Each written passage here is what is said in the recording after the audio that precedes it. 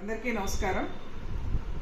ఈరోజు కేటీఆర్ మహిళలు బస్సులో ప్రయాణిస్తున్న దాన్ని చులకన చేసి మాట్లాడే విధానం మనం చూస్తాము మీడియా ద్వారా। నాకు అనిపిస్తా ఉందంటే కేటీఆర్ గారికి బహుశా మహిళలకు ఫ్రీ బస్ ఇవ్వడం అనేది నచ్చట్లేదేమో, అందుకే పదే పదే మహిళలకు ఫ్రీ బస్సు మీద అనేక మార్లు కేసీఆర్ మాటల్లో, కేసీఆర్ గారి ప్రసంగాలలో మహిళలకు ఇస్తున్నటువంటి ఫ్రీ బస్సు మీద చులకనగా మాట్లాడుతూ ఉన్నాడు।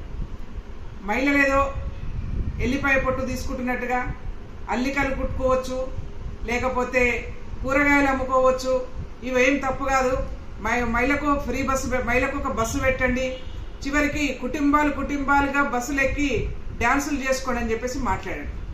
ఏం తమాషా ఉందా అని చెప్పేసి మేము హెచ్చరిస్తా ఉన్నాం కేటీఆర్ని। ఎందుకనంటే ఈ పబ్బులు క్లబ్బులలో డ్యాన్సులు చేసే సంస్కృతి కేటీఆర్ది।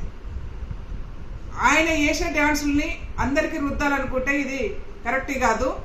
మహిళలకి ఇస్తున్నటువంటి ఫ్రీ బస్సు మీద పదే పదే అక్కసు వెళ్ళగలుగుతున్నటువంటి నీవు బహుశా నీ మనసులో మహిళలకు ఇస్తున్నటువంటి ఫ్రీ బస్సుని ఎత్తేయాలని ఉందా అని చెప్పేసి మేము ప్రశ్నిస్తా ఉన్నాం।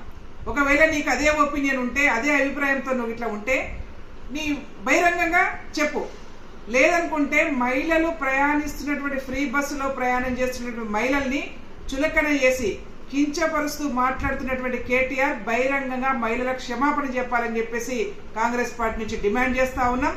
లేని పక్షంలో నువ్వు పదే పదే ఈ విధంగానే మాట్లాడితే మాత్రం మహిళలతోనే చీపురుగా దెబ్బలు తినే పరిస్థితి వస్తుందని కూడా హెచ్చరిక జారీ చేస్తా ఉన్నాం। గతంలో చూసారు మీరు, చీప్ లిక్కర్ అనే పేరు మీద చీప్ లిక్కర్ తీసుకొస్తే ఇదే రాష్ట్రంలో మహిళలు చీపుర్లు పట్టుకొని రోడ్ల మీదకి వచ్చి దాన్ని వెనక్కి పంపించారు। ఇవాళ మళ్ళీ ఇది ఫ్రీ బస్సు మీద నువ్వు మరొకసారి కామెంట్ చేసినా, మహిళలు బస్సులో ప్రయాణం చేస్తున్నటువంటి విధానాన్ని నువ్వు కామెంట్ చేసినా ఇదే చీపురు దెబ్బలు తినే పరిస్థితి వస్తుందని కూడా హెచ్చరిక జారీ చేస్తా ఉన్నా।